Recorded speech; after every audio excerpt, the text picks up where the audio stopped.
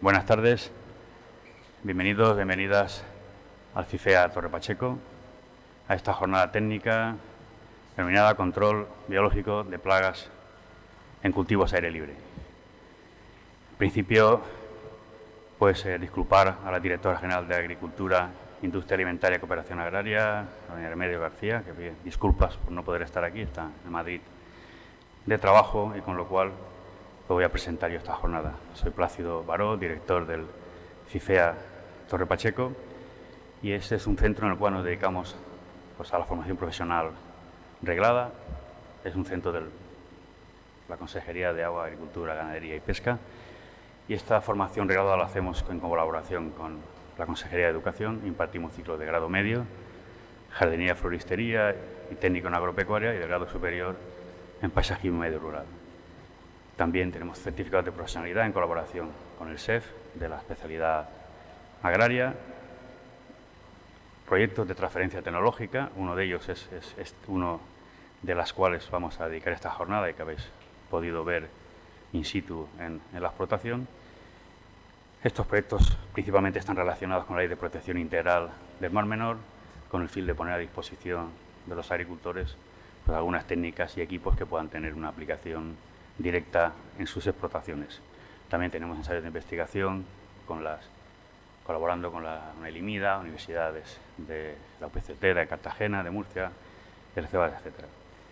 Hemos preparado esta jornada técnica porque pensamos que es muy interesante, creo que es de actualidad, y la lucha biológica es algo que ya se lleva haciendo muchísimo tiempo, pero que principalmente comenzó en los cultivos protegidos, en cultivos de invernadero, y era una exigencia por parte de las explotaciones, sobre todo el campo Cartagena, donde la superficie de aire libre es muchísimo mayor, en la cual también se pudiese trabajar y tener una lucha con este tipo de insectos. Con lo cual la superficie es importante, y no solamente en horticultura, sino también en cítricos. Y de ahí que hicimos esta jornada con el fin de poder dar, participar ponentes que nos expongan temas que nos den información y sobre todo aplicaciones directas a la explotación, que es lo que nos interesa. Con lo cual, en primer lugar, habéis hecho una visita al proyecto de transferencia que tenemos de producción y manejo de plantas en búnker para el uso del control biológico de pulgón. Y vamos a tener otras ponencias en las cuales se va a tratar el control biológico de pulgones al aire libre mediante sílfidos depredadores, el control biológico de plagas en cultivos aire libre y la implementación de infraestructuras ecológicas, el control biológico total en cítricos intensivos, es una utopía o una realidad, el control biológico en cítricos y sus claves para el éxito, y también finalizaremos con el biocontrol de plagas con feromonas y trampas en cultivos aire libre. Para finalizar, pues tenemos un turno de ruegos y preguntas y un coloquio que se hará en el hall de entrada, con el cual podemos refrescarnos con un vino español. Con lo cual, pretendemos que esta jornada sea interesante, que es lo que realmente el centro y la consejería quiere, y que estamos abiertos a vuestras sugerencias para que sigamos mejorando y hagamos cursos y jornadas que se adapten a lo que realmente necesita el campo de Cartagena. Muchas gracias.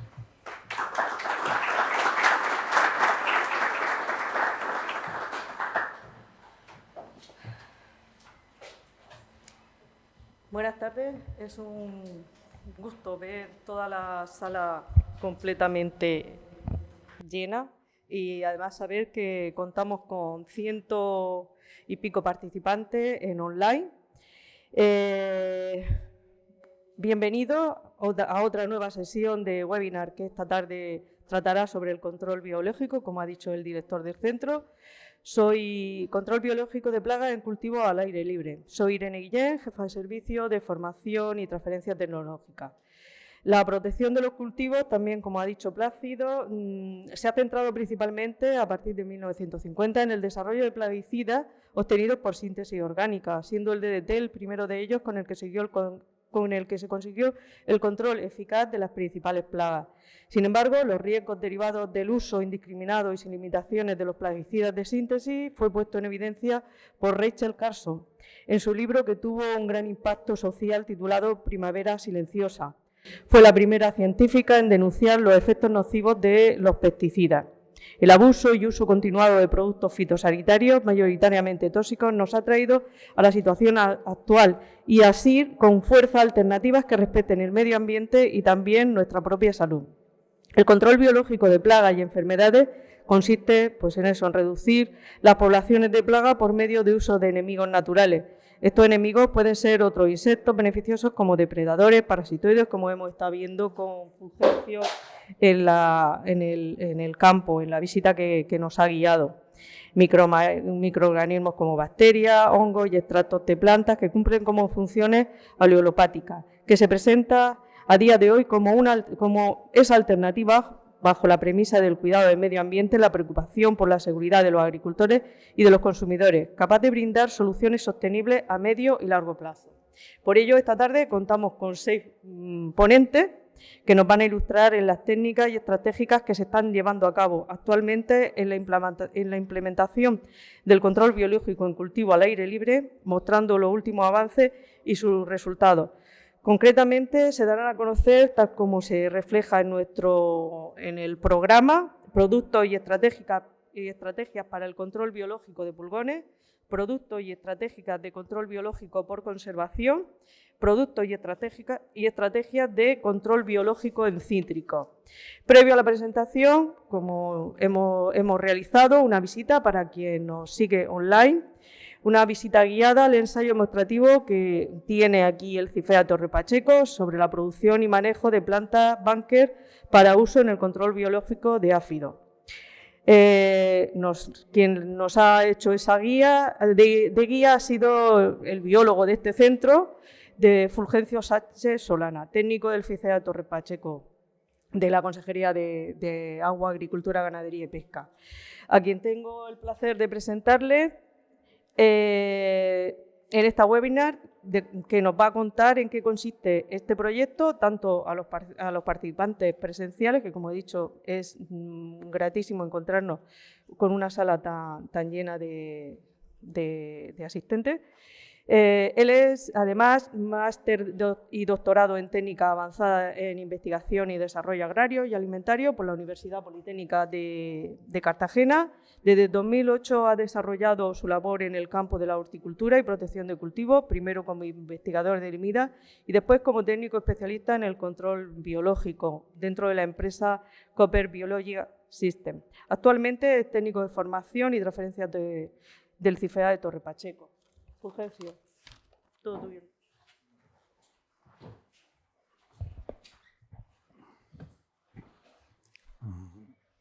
Vale. Buenas tardes y muchas gracias por la asistencia a esta jornada. Esperemos que cumplan las expectativas, seguro que sí, por los ponentes, sobre todo que vienen después mía. Y bueno, pues pasando ya a materia.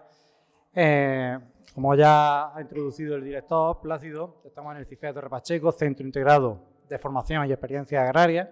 Además, somos un centro CDA de los 12 centros de demostración agraria que tiene la comunidad autónoma, repartidos por toda la geografía de la región de Murcia.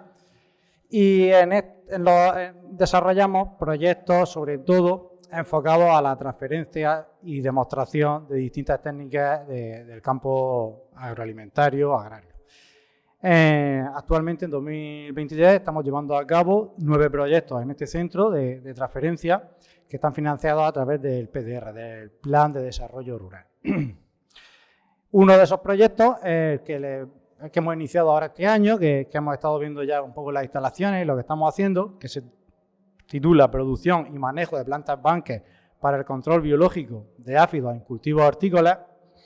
Y el motivo de llevar a cabo ese proyecto es, bueno, hay una demanda clara del sector del campo de innovar y de desarrollar protocolos de control biológico, aunque está instaurado ya, somos pioneros en España, el campo de Cartagena, en control biológico.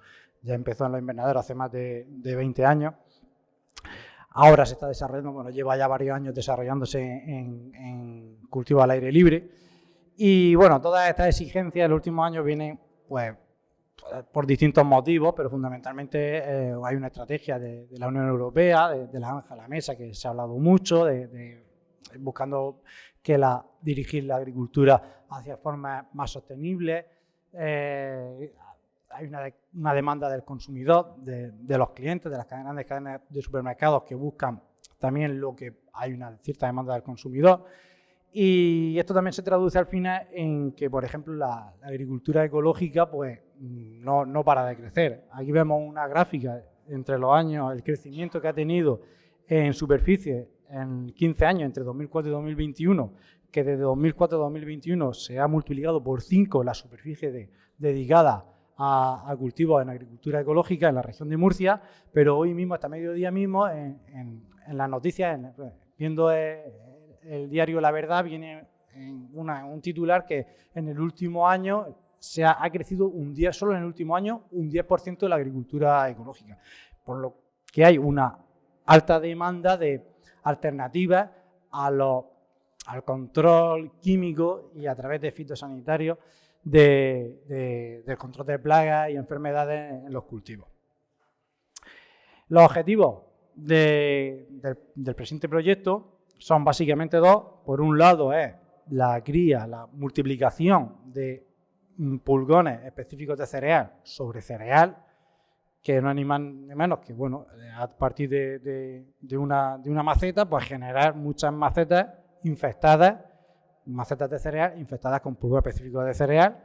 Y por otro lado, pues ese establecimiento de utilizar esas macetas para el establecimiento de ese pulgón específico de cereal en búnker ya en las mismas parcelas de cultivo. El fundamento de esta técnica es bastante sencillo, que está basado en que, bueno, lo que se hace es que tanto en parcelas de cultivos hortícolas como de cultivos de arbolado, pues se pone en zonas adyacentes y zonas intercaladas, se siembra cereal y luego, una vez que se ha sembrado ese cereal, se infecta con pulgón, especies de pulgón específicas de cereal, que al ser específicas de cereal, que es una monocotiledónea, no van a afectar nunca a los cultivos que tenemos, siempre que sean hortícolas o sea arbolado, pero sí que sobre ese cereal que está infectado de pulgón específico de cereal se pueden liberar de forma inoculativa o de manera espontánea, vendrán atraídos diversas especies de enemigos naturales, de auxiliares que van a combatir el pulgón, tanto de esa cereal, pero que nos interesa es sobre el cultivo que tenemos. Comercialmente hoy día tenemos sobre todo dos especies disponibles que se pueden adquirir, que son específicas de pulgones específicos de cereal. Uno es Rhopalosiphum paddy y el otro es Idobium avenae, ¿vale? Ambas especies son, cuando la utilizamos en búnker de cereal, van a atraer, tanto una como la otra, indiferentemente, atraerán depredadores de pulgón, porque los depredadores de pulgón, fidaletes, crisopas, sílfidos, mariquitas, son especies generalistas de pulgón y no distinguen entre una especie y otra, sino que comen pulgón. Sin embargo, sí que van a ser más específicas a la hora de atraer parasitoides, otro grupo de enemigos naturales de pulgón, que son los parasitoides. Entonces, Rhopalosiphum paddy va a atraer parasitoides de pulgones pequeños, como puede ser Aphidium atrigariae, Aphidium colemani, y Idobium avenae atraerá auxiliares, enemigos naturales de pulgón, pero especializados en pulgones más grandes. Estos auxiliares, pues bueno, la foto que vemos ahí abajo sería un Aphelinus abdominalis, también está Aphidium cervi, hay varias especies. Dosis, o sea, el protocolo en campo, ¿qué nos dice la experiencia y demás de lo que se está haciendo? Bueno, pues se habla de, primero, ¿cuántos cereales tengo que poner en la parcela? Pues eso depende, es relativo, cuanto más se ponga mejor, pero bueno, siempre se habla de un mínimo de entre 50 y 200 metros cuadrados por hectárea. Hay quien hace más, hay quien llega al 5%, que llega incluso al 10%, pues ya depende de los problemas que pueda tener o pueda esperar de pulgón. ¿Y cuántos pulgones se necesitan? O sea, macetas de las que se comercializan con pulgón necesito para infectar eso? Pues también depende de la cantidad y de la rapidez con el que queramos implantar ese pulgón en nuestros bunker que tenemos en el terreno. Pero un mínimo siempre se habla de al menos de 8 macetas por hectárea, como mínimo. Pero vamos, nos podemos ir al doble, al triple fácilmente para facilitar esa instalación de los pulgones de cereal en los bunkers de cereal. Pero ¿qué pasa? Que esto, porque lo ideal es tener toda esa instalación, tanto de pulgón como de enemigos naturales en la parcela, previo al trasplante o a la plantación de la parcela. Eso muchas veces pues, es casi imposible. ¿Por qué? Porque si, por ejemplo, queremos hacer una plantación de melón en ecológico, por ejemplo, y lo queremos poner para el 15 de marzo. Pues a fecha de 15 de marzo ya tenemos que tener la parcela llena de enemigos naturales de pulgón. Para eso, unas 2 semanas antes, deberán de estar establecidos los bunkers y hacer las sueltas de enemigos naturales sobre los bunkers de cereal. Para tener los bunkers de cereal, otras 2 semanas antes, deberíamos de infectar las plantas, las líneas de cereal que hayamos puesto, infectarlos con pulgón específico de cereal. Y ese cereal deberemos de haberlo sembrado en la parcela en semilla 2 o 3 semanas antes, también dependiendo de las temperaturas. Es decir, que prácticamente tenemos que empezar con las labores de siembra de cereal casi 2 meses antes aproximadamente de que hagamos el trasplante. Eso muchas veces es inviable porque podemos tener otro cultivo, por factores climatológicos, por distintas condiciones. ¿Cómo podemos disminuir ese tiempo? Pues bueno, soltando mucha más cantidad de pulgones. Sería una de las soluciones. Pero ¿qué pasa? Que eso lleva un coste mucho mayor si tenemos que comprar esos pulgones a las distintas empresas que lo ofrecen. Entonces, porque bueno, hay todos los pulgones, las 2 especies de pulgones lo ofrecen distintas empresas de auxiliares, de las casas de bichos, que les llamamos, y tienen un precio de mercado, bueno, pues en torno a los 20, 25 euros, pues ya depende también de las calidades, de la especie de pulgón que busquemos y todo eso. Y nos estamos yendo a unos gastos mínimos por hectárea que pueden rondar un mínimo de 200 euros solamente para adquirir las plantas para inocular nuestros bunkers.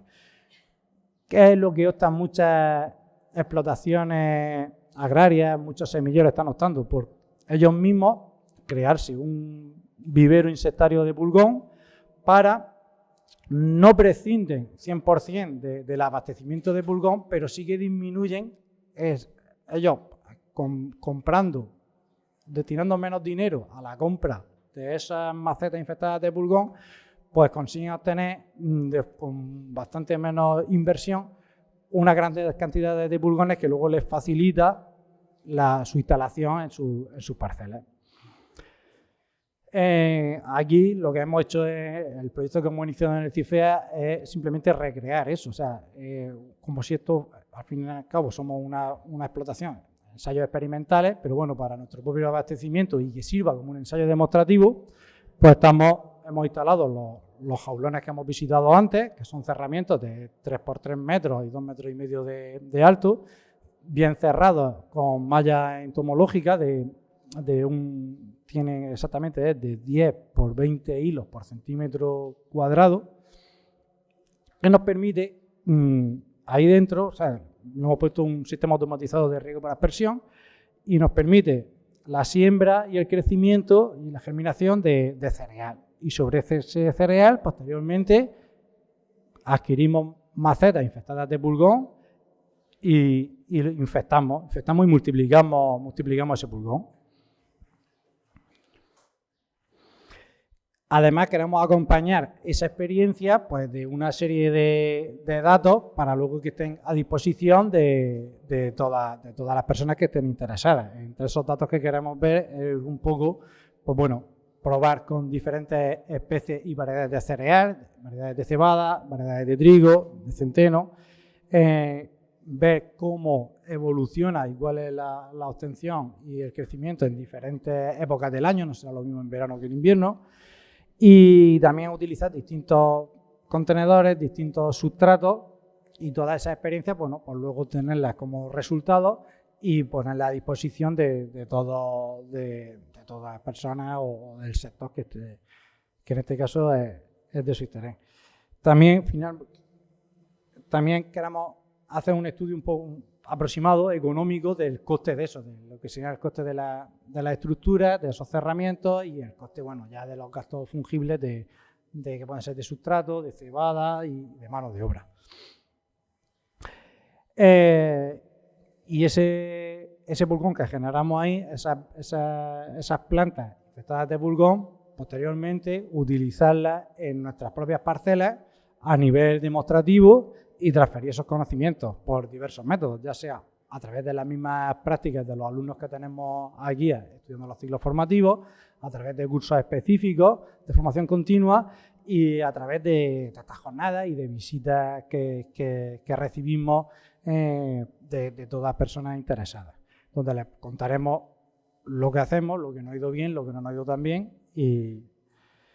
y siempre con una perspectiva de colaboración con las distintas empresas de control biológico, ofreciendo nuestras instalaciones para el desarrollo de proyectos de transferencia, buscando siempre pues, aquellas innovaciones y aquellos últimos avances que tengan para poderlos aplicar aquí y poder transferirlos al sector. Y ya sin entretenernos más, voy a dar paso a las demás ponencias, agradecer al personal del CIFEA, a los compañeros del equipo de transferencia, a los compañeros de servicio de formación y transferencia tecnológica y también a Cooper, que en este caso nos cedió de forma gratuita varias macetas de pulgón para nuestros ensayos. Muchas gracias.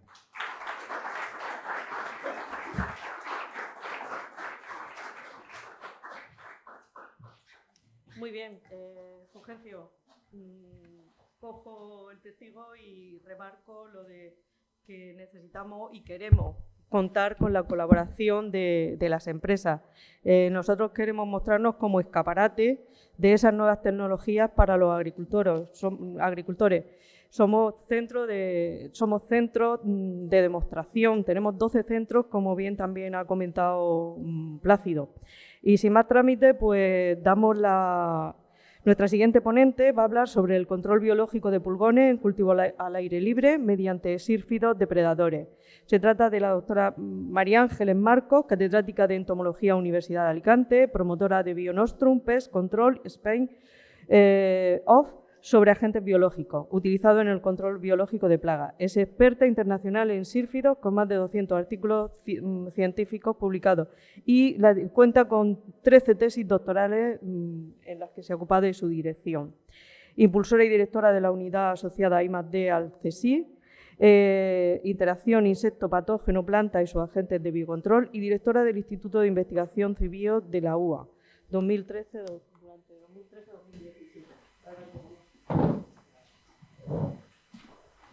Muchas gracias. Bueno, buenas tardes a todos. En primer lugar, agradecer a Fulgencio, Pencho, creo que le llamáis aquí, por haberme invitado a venir, cosa que hago encantada. Siempre que sea hablar para transmitir conocimientos sobre control biológico, ahí me vais a tener, porque es a lo que me dedico, lo que me gusta hacer y lo que creo que además es muy necesario.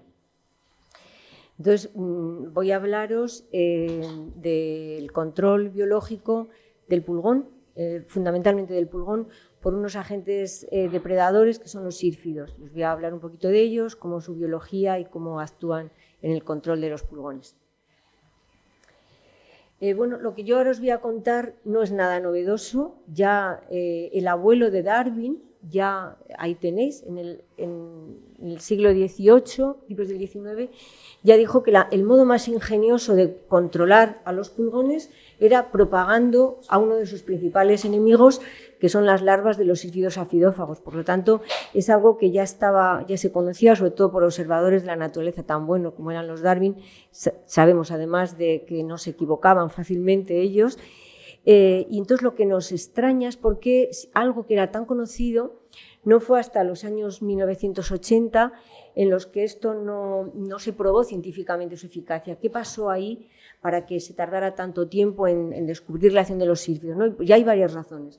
Una de ellas es que en el campo el estadio que controla los pulgones no es el sírfido que vuela, el adulto, son sus larvas, que son discretas, son muy parecidas. Ahí tenéis la foto de una larva, son del mismo color que la vegetación, generalmente son pequeñitas, se mueven lentos, entonces no son conspicuas, cuesta verlas en el campo. Además, los adultos, ahí tenéis a uno de ellos, pues para un no buen conocedor de la entomología eso no es un sírfido, no es un díptero, es una avispa, ¿no? Una avispilla, por lo tanto pues tampoco existían, no se les veía. Otra razón más es que, aunque depredan durante todo el día, la acción eficaz, la más común, la más abundante es de noche. De noche es cuando se comen a los pulgones, por lo tanto, tampoco, aunque vayamos al campo y seamos buenos observadores, vamos a ver con mucha frecuencia a la larva comiéndose el pulgón, y por la noche, pues generalmente nos hacen las observaciones en el campo. Y luego, por último, tampoco han sido un grupo de enemigos naturales que haya estado disponible comercialmente, porque no es fácil su cría, ahora os contaré un poquito, y por lo tanto, pues se recurría a lo que se conocía, los parasitoides, los coccinélidos, otros grupos de enemigos naturales, tanto depredadores como parasitoides, que la oferta era más fácil a la hora de comprarlos, ¿no? y de poderlos utilizar. ¿Cómo reconocemos a estos insectos? Pues no son himenópteros, muchos no son avispas, por lo tanto no son perjudiciales, no pican, no tienen veneno. La manera más fácil de reconocerlos, aunque tienen unas características en su ala, como aquí os he puesto, que si esta venación y eso al fin y al cabo en el campo eso no se lo ves, es su vuelo. El modo de volar es muy característico, están volando, se quedan fijos en un punto y eso es prácticamente lo que les caracteriza, pues cuando estás un poquito habituado también es verdad, pero es la característica fundamental de los sírfidos. Y como os digo, los adultos son voladores, son insectos voladores que necesitan del polen y del néctar de las plantas, porque es de lo que se alimentan, por lo tanto esa frecuente visita a las plantas hace que sean también buenos polinizadores. Y la larva, los estadios inmaduros, estos gusanitos que os he enseñado antes, son los encargados de depredar, de controlar a los pulgones, ahí los veis, tienen una facilidad asombrosa de reconocerlos, a pesar de que no tienen ojos, tienen sus mecanismos de reconocimiento específicos, los reconocen, los depredan y a una velocidad tremenda. Y además solo comen pulgón y esa es una de las ventajas que tienen frente a otros depredadores.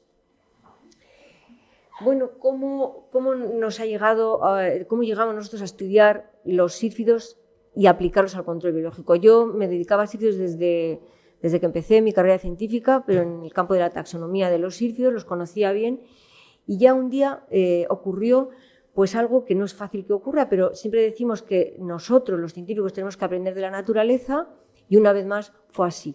Estaba en mi despacho y llegó un agricultor con un bichito en la mano buscando a alguien que conocía sírfidos para ver qué era aquello que le había controlado la plaga en un invernadero.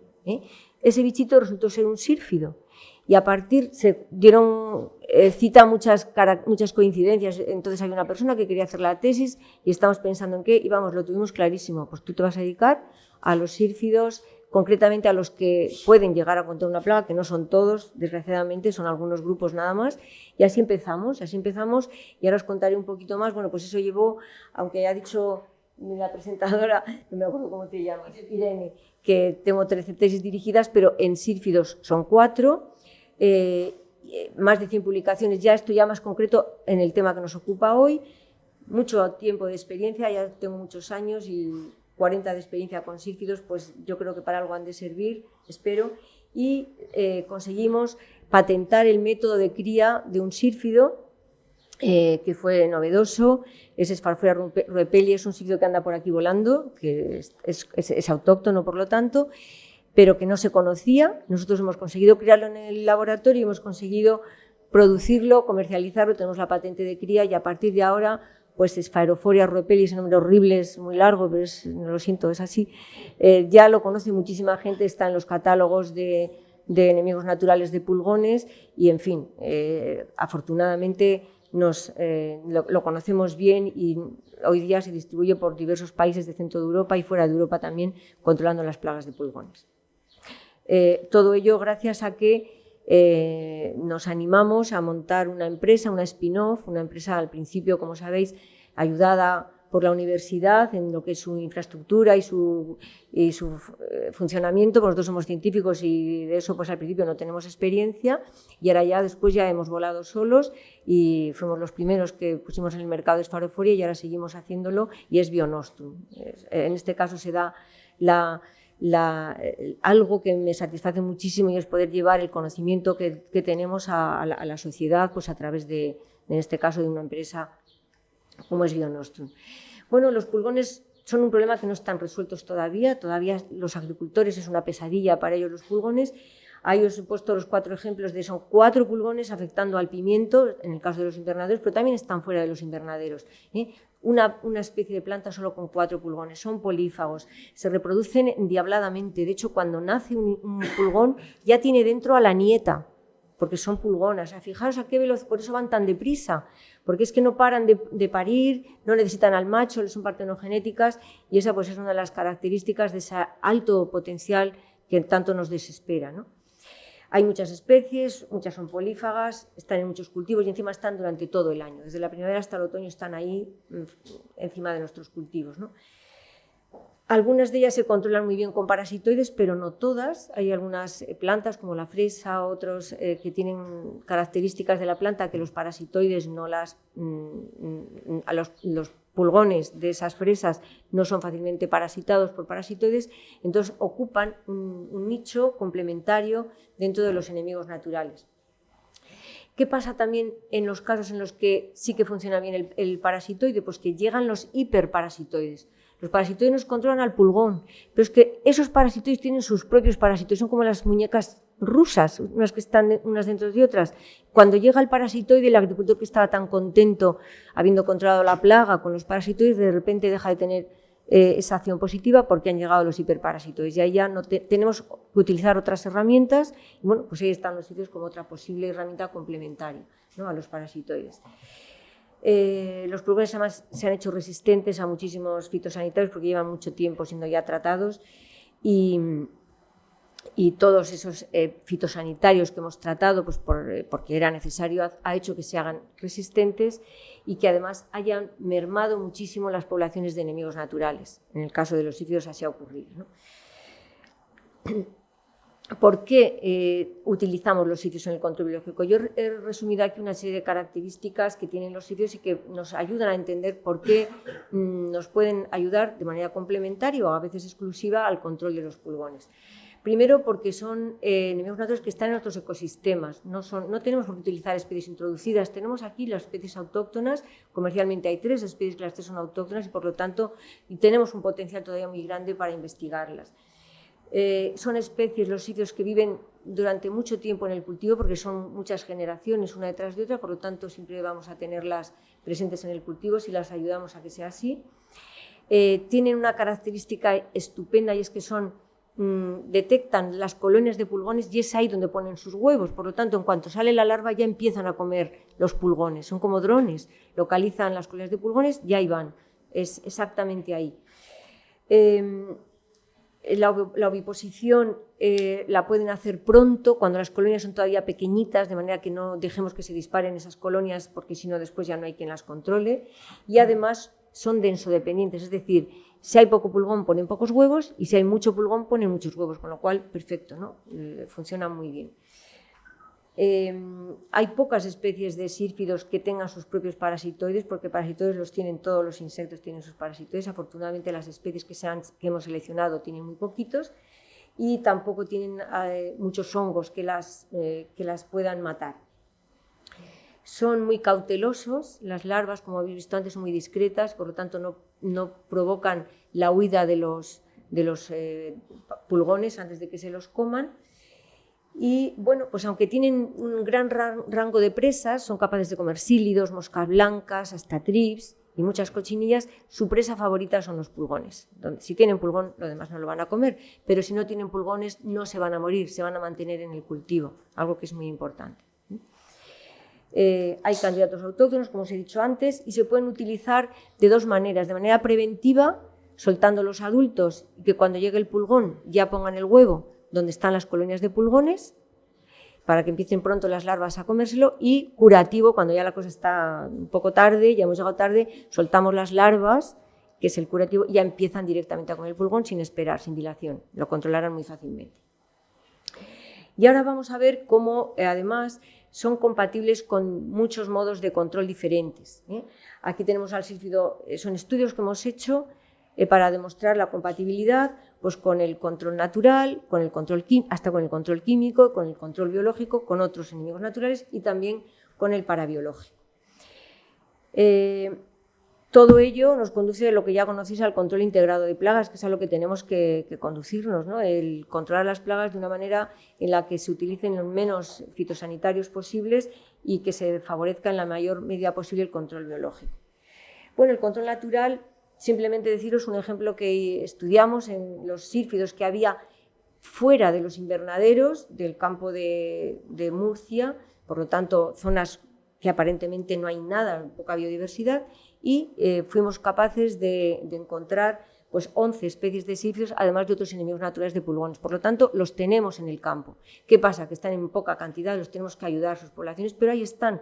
Por lo tanto, no va a ser difícil que se mantengan, porque están ahí ya.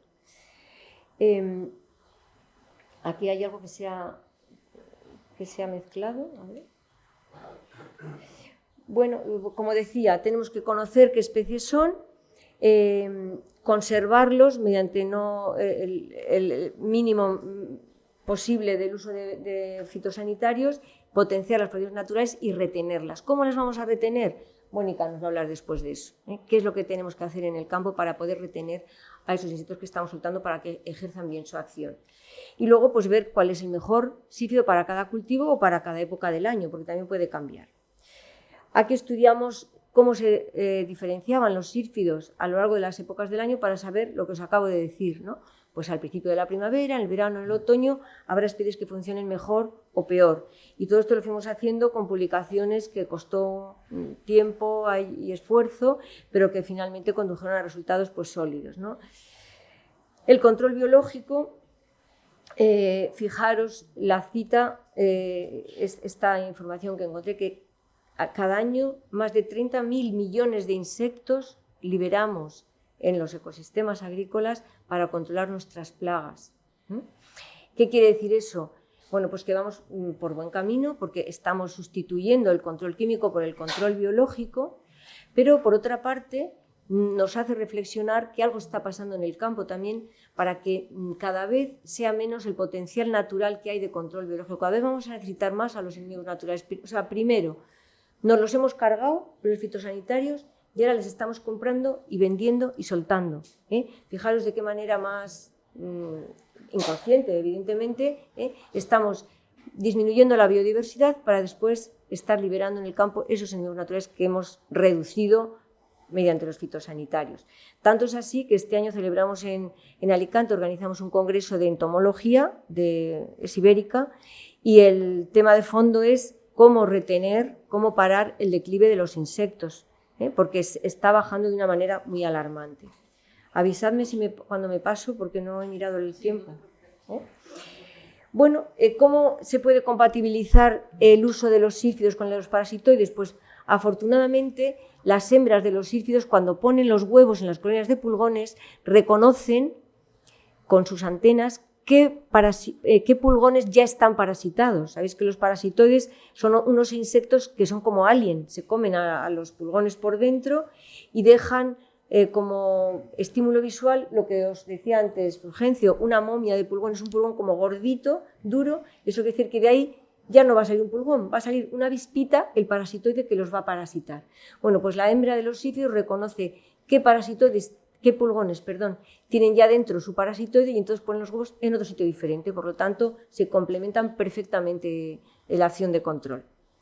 Esto fue también otro de los resultados que tuvimos.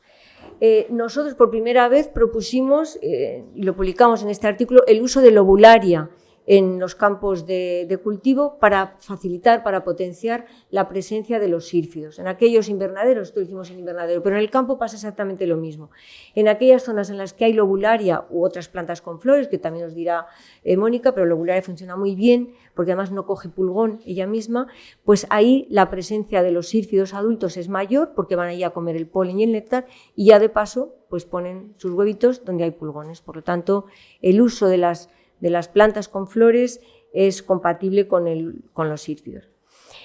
Todo esto lo hicimos porque cuando compramos una bunker para hacer nuestros ensayos con esos pulgones que hemos visto antes, ahí tenéis una momia, mirad lo que os decía, esto es una momia de un pulgón, ahí, pues viendo eso vimos el huevo de un sílfido, entonces dijimos, pues mira, las bunker también sirven para potenciar a los sílfidos en los invernaderos, y fue por lo que realmente eso había que estudiarlo y realmente así fue. Ya me acabo. ¿Me he pasado ya? Bueno.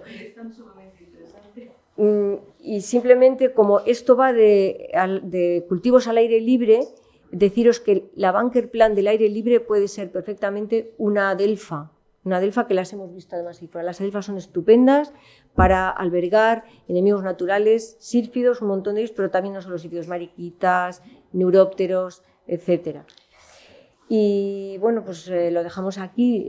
Simplemente contaros, por ya que va al aire libre, si me permites, sí. Para terminar, es que los sílfidos que polinizan y controlan los pulgones hacen dos acciones positivas en una, y que la acción al aire libre depende mucho de lo que llamamos malas hierbas, que es un término que no me gusta nada, pero que es como se les conoce, las plantas con flores, que después Mónica insistirá mucho más, y que es posible el uso también de los sílfidos en el control de pulgones al aire libre, por supuesto manejando el medio, manejándolo con las malas hierbas y con las Bunker Plant, con lo que hemos estado viendo. Ya hemos hecho algún ensayo previo en zonas periurbanas, en jardines urbanos, donde sabéis que los pulgones de las jacarandas y de las tipuanas son un problema para todos los ayuntamientos porque se llena el suelo de pegamento. Hemos hecho pruebas con sílfidos y han funcionado bien, pero claro, haciendo las cosas bien, revisándolo, habiendo plantas con flor como las adelfas, etcétera, una serie de condiciones. Y ya nada más, ya me voy y os dejo aquí a esta larva para que veáis cómo se come el pulgón. Me resulta dificilísimo manejar ahí lo veis, lo vacían, les clava las mandíbulas, lo cogen y lo dejan vacío, y esto lo hacen pues en 5 o 7 minutos y van a por otro después.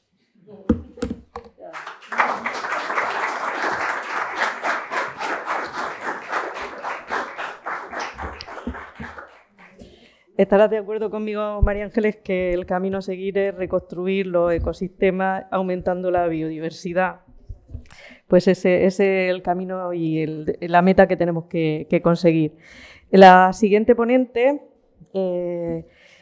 es Mónica González y nos va a hablar sobre el avance en el control biológico de plagas en cultivos al aire libre con implementación de infraestructura ecológica. Mónica es doctora ingeniero agrónomo, investigadora desde el 2010, está centrada en la selección de arbustos autóctonos para fomentar la presencia de fauna auxiliar beneficiosa en el entorno de los invernaderos y actualmente es responsable de biodiversidad funcional, Departamento de Desarrollo en Campo, Agrobio, con el objetivo de implementar estrategias de control biológico por conservación. Mónica, tu turno.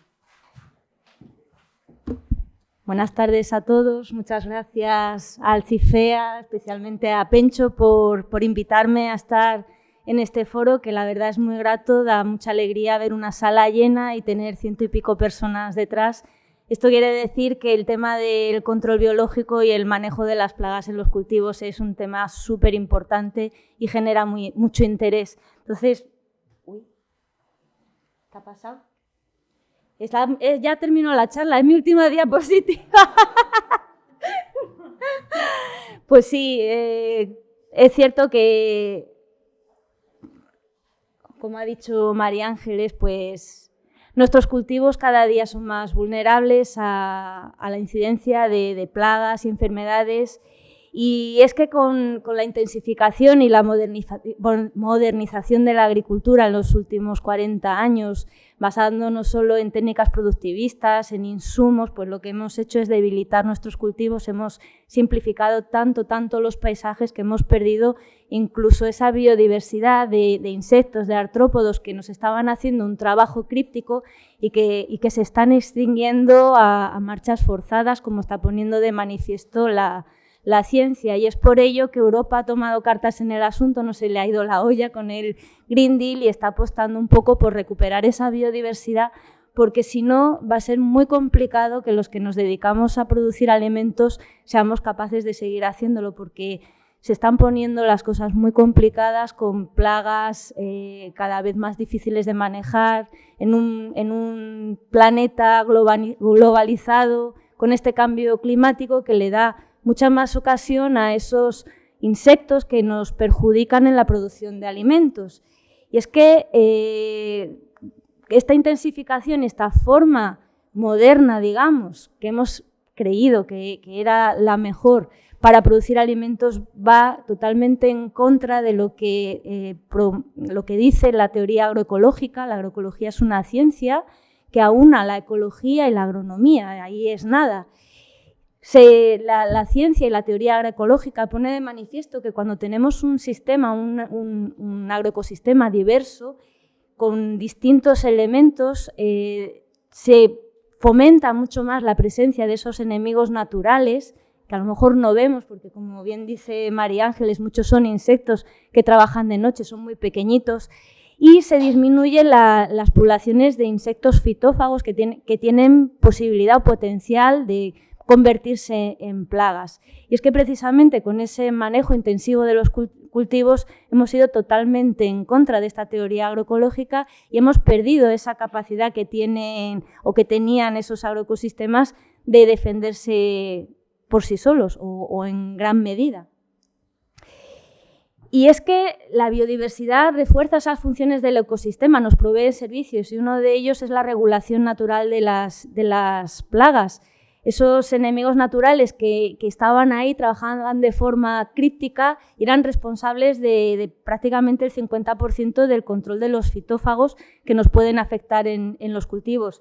Entonces, al tener esta agricultura tan intensiva, pues hemos ido perdiendo ese servicio y estamos generando sistemas agrícolas que son mucho más dependientes de insumos, ya sean fitosanitarios, fertilizantes y demás. Entonces, bueno, el reto es un poco recuperar esas funciones.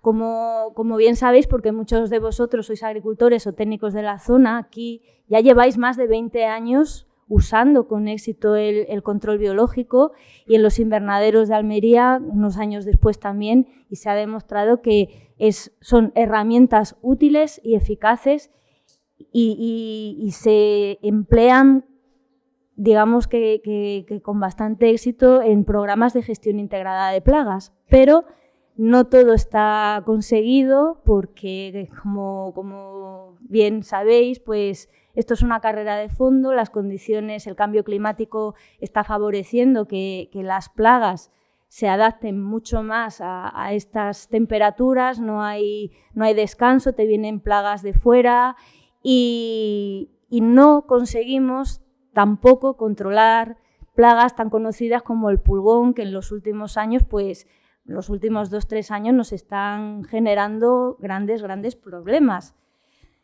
Por otra parte, aunque parece más fácil que en los invernaderos implementar el control biológico en los cultivos al aire libre, pues no es tan sencillo. El compañero de Juan Antonio de Cooper nos va a explicar, porque tenemos también herramientas, conocimiento, protocolos, técnicas, el conocimiento existe, hay que ponerlo en práctica y por eso yo creo que estáis casi todos aquí, porque vamos a tener que cambiar la forma de hacer esa gestión fitosanitaria de nuestros cultivos, incorporar estas técnicas. A lo mejor no ha sido tan necesario hasta ahora porque teníamos materias activas que se están cayendo cada día más y vamos a tener que aprender a manejar los cultivos de otra manera. En este sentido, pues, ¿es posible hacer control biológico en los cultivos al aire libre? Por supuesto que sí. Es un poquito más complicado quizás que en los invernaderos porque no tenemos los insectos confinados en un recinto, en un invernadero, y porque un control biológico eficaz requiere de la llegada a tiempo de distintas especies de enemigos naturales. Los cultivos, los cítricos o cuando tenemos muchas hectáreas de cultivos hortícolas, pues no se trata solo de soltar bichos a camiones. Además, son cultivos que quizás los márgenes económicos que se manejan son menores. Tenemos el gran reto en este sentido de esos bichos que soltamos o tenemos que introducir porque seguimos trabajando en agricultura intensiva, pues al no controlar dónde van o no poderlos tener confinados, pues tenemos que mantenerlos en la parcela y evitar que se vayan o se mueran porque los cultivos, tal cual están ahora planteados, no son capaces de darle los recursos que necesitan. Aunque los introduzca camiones, ¿vale? Puedo soltar millones y millones de bichos en una parcela al aire libre que si no hay nada, o se van o se mueren. Entonces, bueno, lo cierto es que el control biológico por conservación puede ser una herramienta muy útil para implementar y complementar estas estrategias de control biológico inoculativo que sí o sí vamos a tener que implementar porque, como decía en la diapositiva anterior, para poder trabajar en control biológico lo que necesitamos es mantener las plagas en un bajo nivel, o sea, bajas poblaciones, y sobre todo adelantar y trabajar en preventivo. Cuando tenemos la plaga encima con control biológico no vamos a ser capaces de evitar daños en las plantas. Por eso este control biológico por conservación es una herramienta que complementa muy bien ese control biológico inoculativo que vamos a tener que hacer sí o sí. Entonces debería de ser como formar parte de estos protocolos de gestión integrada de plagas. Y el control biológico por conservación se basa en dos pilares fundamentales. El primero lo estamos ya consiguiendo, se trata de conservar, de no matar. Ahora ya desde la entrada en vigor del Real Decreto de Uso Sostenible de Productos Fitosanitarios, digamos que esa química agrícola que seguimos necesitando ya no son bombas, son más compatibles y se usan de una manera más racional de lo que se hacía unos cuantos años atrás. Entonces, digamos que el primer pilar lo estamos consiguiendo utilizando productos más compatibles y no matando. Y el segundo, se trata de acondicionar nuestros agroecosistemas para ser capaces de proporcionar todos esos recursos que los enemigos naturales, ya sean los autóctonos que viven o vivían alrededor de nuestros cultivos, tanto esos como los que yo libero, sean capaces de quedarse y de reproducirse, mejorando su supervivencia, su desarrollo y su reproducción.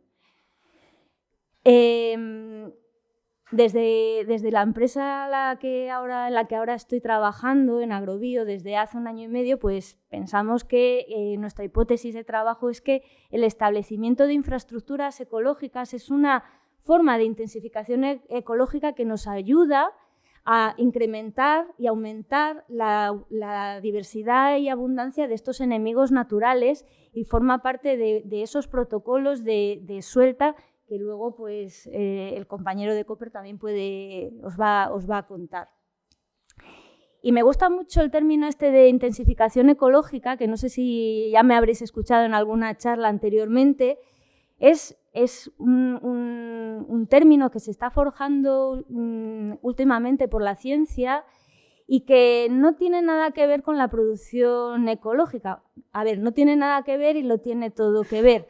La intensificación ecológica hace referencia a cómo poder maximizar los rendimientos de los cultivos y la productividad de los mismos, maximizando procesos ecológicos, como por ejemplo el control biológico a través de las relaciones antagonistas de los enemigos naturales con sus presas o sus huéspedes, o fomentando procesos biológicos como las relaciones mutualistas o de facilitación que se da entre las plantas con hongos, rizobacterias, micorrizas y demás, de manera que las plantas sean capaces de defenderse por sí mismas del ataque de enfermedades. Toda esta intensificación ecológica, la ciencia ha puesto de manifiesto que se maximiza cuando diversificamos los agroecosistemas, cuando hay mucha más biodiversidad, ¿vale? Con este tipo maximizando estos procesos ecológicos, seríamos capaces de diseñar agroecosistemas mucho más sostenibles y resilientes y sobre todo respetuosos con el medio ambiente, porque reduciríamos mucho las externalidades que nos produce este manejo intensivo basado en insumos que hemos tenido hasta ahora. Y cuando digo resiliente, también es resiliente desde el punto de vista económico, porque si fomentamos este tipo de procesos, digamos que la inversión que tenemos que hacer en insumos es mucho menor, que no es que se reduzca, o sea, se desaparezca, se reduce. Entonces, bueno, he hablado de infraestructuras ecológicas, supongo que estáis familiarizados con el término, es una palabra un poquillo fea, que hace referencia a cualquier elemento del paisaje que no es el propio cultivo y que es capaz de ofrecer estos recursos que la fauna auxiliar necesita para quedarse cerca de nuestros cultivos. Y son las herramientas más importantes que tenemos para poder para poder diseñar un control biológico por conservación exitoso. Es decir, que el control biológico por conservación, su éxito depende de la disponibilidad y la calidad de estas infraestructuras ecológicas, que pueden ser, desde vegetación natural, márgenes florales, corredores verdes, pero también puede hacer referencia a cajas nido de insectos, de murciélagos. Lo que eran antes los linderos de las fincas, pues eran de piedra, eso también es una infraestructura ecológica que se ha ido sustituyendo por vallados, en fin. Infraestructuras ecológicas ofrecen, pues eso, los recursos que el cultivo no es capaz de ofrecer. Y la IOBC estima que la superficie mínima de una parcela dedicada a este tipo de elementos debería de ser de en torno al 5%. A veces es muy, muy difícil. Bueno, en los últimos 12 años, en mi etapa anterior, hemos venido estudiando cómo la biodiversidad de plantas, y ahora voy a hablar de infraestructuras ecológicas basadas en vegetación natural, pues junto con Estefanía Rodríguez, que es una investigadora del Centro IFAPA de La Mojonera, hemos estudiado cómo la biodiversidad de plantas de nuestra flora autóctona puede contribuir a diseñar estos agroecosistemas un poco más resilientes desde el punto de vista de la gestión fitosanitaria. Porque se sabe que la diversidad de plantas puede atraer ciertas especies a enemigos naturales. Y se trata de una biodiversidad funcional porque no todas las plantas son capaces de cumplir con estos requisitos. No me voy a parar aquí a hablar de especies, pero si tenéis interés, pues tenemos numerosas publicaciones. Tenemos una aplicación Planten, donde se describen qué auxiliares se asociaban a las plantas arbustivas que estudiamos durante este tiempo. Tenemos la web Diseñen, en fin. El grupo operativo Ideas también es una página web donde hay un repositorio de documentación relacionada con este tema que se generó con los miembros del grupo operativo, que fue un proyecto muy interesante relacionado con el manejo de infraestructuras ecológicas en distintos sistemas agrícolas. Bueno, me voy a centrar en distintos tipos de infraestructuras ecológicas basadas en vegetación arbustiva, que es la que define más bien nuestros paisajes semiáridos en la cuenca mediterránea, y tienen objetivos y propósitos muy diferentes, ¿vale? Voy a hablar de setos, de islas de biodiversidad y de cubiertas vegetales, que se pueden implementar uno a uno o por separado. Pero bueno, esto es como si voy dando pasitos, un pasito más, pues voy mejorando en lo que es equilibrar y aprovechar ese control biológico por conservación. Bueno, todo el mundo sabe lo que es un seto. Para nosotros los setos son infraestructuras ecológicas permanentes que están compuestas básicamente por especies arbustivas de distinto tamaño y estructura, ¿vale? Estas infraestructuras ecológicas, su papel es que sirvan como barrera fitosanitaria y que sirvan de autopistas para interconectar las manchas de vegetación natural que todavía quedan y que son el reservorio de esos enemigos naturales autóctonos que hemos ido echando de nuestro lado, y para los que el paisaje es totalmente fragmentado y les resulta imposible viajar 20, 30 metros, porque tener en cuenta que para cualquier enemigo natural, quitando grandes voladores como pueden ser sírfidos o crisopas, desplazarse más de 20 metros es como correr una ultra de 100 kilómetros sin nada, sin agua. Pues los que estén muy preparados a lo mejor llegan, pero llegan para morirse y la mitad caemos por el camino. Pues eso es lo que les pasa a los bichos que soltamos en el campo o a los bichos en el entorno natural, que tienen que correr un ultra todos los días simplemente para vivir. Como os decía, un seto es como una inversión a medio plazo y su funcionalidad depende de que se parezca a un hábitat y tiene que cumplir una serie de requisitos. Un seto, un seto para la fauna auxiliar, para el control biológico por conservación, no es un seto de jardinería y debe de cumplir una serie de criterios. Deben de ser complejos, porque las redes tróficas complejas dan lugar a, sistemas complejos dan lugar a redes tróficas complejas que son lo que mantienen una regulación natural y porque tenemos que dar esos recursos a lo largo de todo el año, ya sea refugio, néctar, zonas de apareamiento, tener estructura. Ese alimento tiene que ser, dependiendo del ciclo de vida del animal, pues hay que ofrecer néctar, polen, que sea accesible, fluidos, presa y huésped alternativo, en fin. Tienes que tener muchas cosas en cuenta. Las plantas que utilices no pueden ser reservorio de virus. Tenemos que ofrecer una floración escalonada. Las flores tienen que ser accesibles, porque muchas plantas los recursos los ofrecen para su club de amigos, de polinizadores. En este caso necesitamos plantas con flores chiquititas y accesibles, porque no estamos pensando en ningún bicho en concreto, ¿vale? Todo esto pues requiere, esto se trata de ciencia, de ecología y necesita un asesoramiento. Como os decía, además nuestros sistemas son así de simples y así de complejos. La disponibilidad de espacio es muy poca y me da igual que sean invernaderos, que sean cítricos, que sean las fresas en Huelva. El espacio que hemos dejado en la horticultura intensiva para este tipo de infraestructuras es mínimo. Entonces, bueno, tenemos que diseñar estos sistemas que sean suficientemente complejos, pero que se adecúen al manejo que tiene el agricultor, porque la realidad del campo es esta. Entonces, bueno, podemos aprovechar siempre algún pasillo y diseñar los setos de forma que al agricultor no le den trabajo y que no estemos interviniendo sobre estos sistemas, porque lo que no queremos es interferir con la fauna auxiliar. Lo que queremos es que vayan colonizando poco a poco nuestros cultivos y que sirvan como una barrera que limite la libre dispersión de las plagas. La disponibilidad de espacio es lo que nos va a definir qué plantas puedo utilizar. Que sean plantas de poco porte no quiere decir que no podamos diseñar setos diversos y complejos que cumplan con los criterios que tenemos que tener. A medida que tenemos más espacio podemos ir incorporando especies de mayor porte y volumen, pero es muy importante hacer una buena selección de las plantas que vamos a introducir en un seto, porque lo que queremos es que no le dé al agricultor más trabajo del que ya tiene. El agricultor es agricultor y no es jardinero, ¿vale? Y además esto es para los bichos, es decir, que tenemos que diseñar estos setos de forma que sean funcionales, pero además compatibles con el trabajo del agricultor. Aquí os pongo rápidamente ejemplos de setos bien diseñados que están cumpliendo su función. A la izquierda veis setos que son maduros, tienen ya 7-8 años, estáis viendo diversidad de especies, no tienen un porte que requiera ninguna intervención por parte del agricultor y están cumpliendo con su trabajo. Y a la derecha, pues setos mal concebidos, setos fallidos por diversos motivos.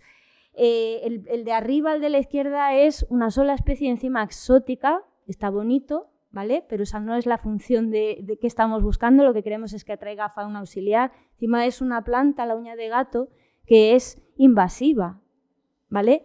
No está cumpliendo su función. Abajo veis un seto con flores, son geranios, pensamientos, plantas ornamentales. Os digo que los únicos bichos que vais a ver allí son mosca blanca, trío, orugas. Estáis metiendo la zorra en el corral de las gallinas. Cuidado, tener flores no es sinónimo de tener enemigos naturales. Y a la derecha tenemos un seto compuesto solo por adelfas, que es una superplanta bunker, pero es que una adelfa es un árbol casi. Ese seto que tiene 2-3 años lo que está generando es un problema al agricultor, ¿vale? Podemos usar adelfas en vallados o en zonas donde tengamos espacio, pero ahí le estamos dando problemas al agricultor, ¿vale? Y no está cumpliendo con todos los requisitos que estábamos diciendo. Por tanto, el reto ahora mismo es asesorar al agricultor, porque no tiene por qué ser botánico, ni entomólogo, ni ecólogo. Por favor, asesoraros, hacer las cosas bien y hacer una buena selección de las especies y, sobre todo, si es posible, utilizar plantas autóctonas de semilla, de viveros forestales que os aseguren que, por ejemplo, los ecotipos que usan son locales, porque la diversidad genética es también lo que nos va a proteger de enfermedades que tenemos ahí presentes como la Xylella, Guanlombín y demás, que son enfermedades de muy difícil curación y que los vectores pueden estar asociados a las plantas arbustivas que podemos tener. Entonces, nuestra única defensa es la diversidad genética, no solo la diversidad del paisaje, ¿vale? Es muy importante. Aquí estamos en la sala, no sé, 50 personas y todos somos distintos. Pues en un hábitat natural, en un ecosistema natural, también hay diversidad genética. Entonces, por favor, meteros este concepto también en la cabeza. Las islas de biodiversidad son otras infraestructuras ecológicas que, si cabe, son la clave para hacer un buen control biológico inoculativo en los cultivos, ya sea en invernadero o al aire libre, porque son los que nos van a permitir fidelizar esos enemigos naturales que yo voy a soltar en los cultivos y que no van a tener que estar perdiendo toda su energía en desplazarse para vivir. Lo que nos van a permitir son como pequeñas gasolineras que se establecen, que ocupan poco espacio y que se distribuyen a lo largo de las parcelas, que son completamente compatibles con el manejo, que están diseñadas igualmente por 2 o 3 especies arbustivas autóctonas de bajo porte que no van a generar un problema al agricultor y que sí que permiten eso, introducir de forma preventiva y con anticipación esos enemigos naturales que van a invitar a los enemigos naturales de los setos, si los hemos puesto, o de las manchas de vegetación natural adyacentes que tengamos, les vamos a invitar a colonizar el interior de mi parcela. Imaginaros que tenéis 50 hectáreas de brócoli. ¿Cómo hago yo que un bicho en un seto, si lo he puesto por fuera, colonice el interior de mi cultivo? Pues casi que imposible. Y los que yo suelto, pues a lo mejor se mueren o se van. Entonces, es de verdad la infraestructura ecológica que nos va a permitir hacer ese control biológico inoculativo y también por conservación. Son súper importantes. Y más importantes cuanta mayor superficie tiene la parcela, por supuesto. Aquí os pongo ejemplos de cómo se pueden colocar. La idea es interconectar y que se pueden utilizar pues, los inicios de las filas, alguna amarra. Siempre hay alguna zona donde se pueda poner estas pequeñas islitas que funcionan a modo de gasolinera y que en una hectárea, estableciendo entre 18 y 27 islas pequeñitas, pues estamos mejorando mucho la eficiencia de estos enemigos naturales que suelto, ¿vale? Entonces, estoy terminando. Sí. Por último, el que pueda, el que tenga cultivos arbóreos, por supuesto, el uso de cubiertas vegetales nos permite incorporar la función del suelo. El suelo es súper importante. Cada día estamos siendo más conscientes de lo importante que es el suelo y es nuestro principal recurso y lo hemos estado maltratando durante muchos años. Los enemigos naturales que se asocian al estrato herbáceo son complementarios a los que se asocian al estrato arbustivo. Es fundamental establecer esas cubiertas vegetales por muchos motivos. Hasta ahora han tenido mala prensa porque cuando se ha hablado de cubiertas vegetales se han utilizado especies forrajeras que sí que tienen capacidad para competir con los cultivos porque se han seleccionado precisamente para producir. El concepto de cubiertas vegetales para el control biológico por conservación es totalmente distinto. Cuando queremos incrementar la biodiversidad necesitamos especies autóctonas, rústicas, que sean capaces de desarrollarse en condiciones de sequía, que sean de resiembra natural, que se agosten en verano, siguen siendo útiles porque protegen el suelo, que no tengan mucha altura porque no queremos tener que estar entrando a desbrozar, que tengan un sistema radicular poco competitivo, que sea de floración escalonada y en fin, los retos son muchos.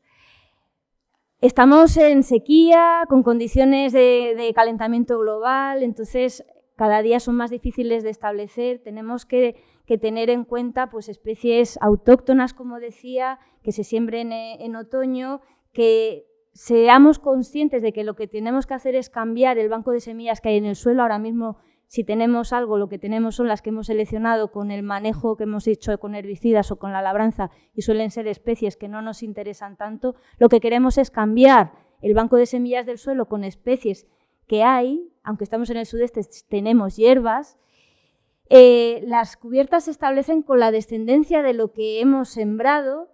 Con muy poquita lluvia son capaces de germinar y de terminar y completar el ciclo, y su siembra es poco profunda. En fin, debemos de sembrarlas en el momento de menos tránsito. Sobre todo, no deben de competir con el cultivo y deben servir de reservorio. Estamos hablando de que atraigan enemigos naturales. Por eso hemos diseñado mezclas de semillas compuestas por dos mezclas, una de gramíneas autóctonas que nos van a permitir el manejo, porque son duras, permiten el tránsito de maquinaria y demás, y mezclas con flores que se establecen en 2/3 de las calles las gramíneas y en 1/3 de las calles una mezcla con flores que cumplen los mismos requisitos que los setos, ¿vale? Ofrecer esos recursos.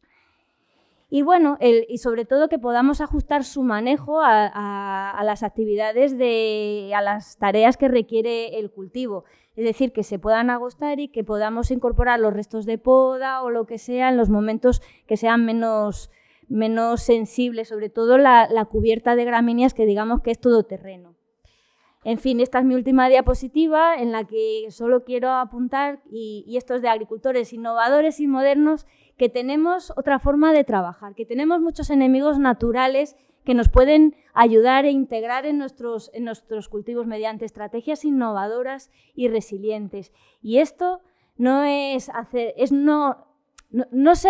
referencia a no hacer nada. Esto requiere aprendizaje, requiere observación y de agricultores muy profesionales. Y nada, sin más, pues deciros que esto, lo estamos desarrollando a través de un proyecto que nos han concedido recientemente, que se llama, bueno, el nombre está en inglés, pero lo que trata es de incorporar en programas de gestión integrada de plagas, de cultivos de caqui y de cítricos, estrategias basadas en el manejo de la biodiversidad, y lo estamos desarrollando junto con la UPV de Valencia y con el IBIA y la empresa Semillas Silvestres.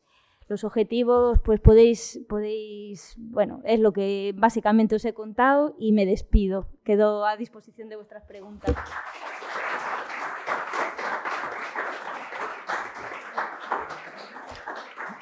Muchas gracias, Mónica.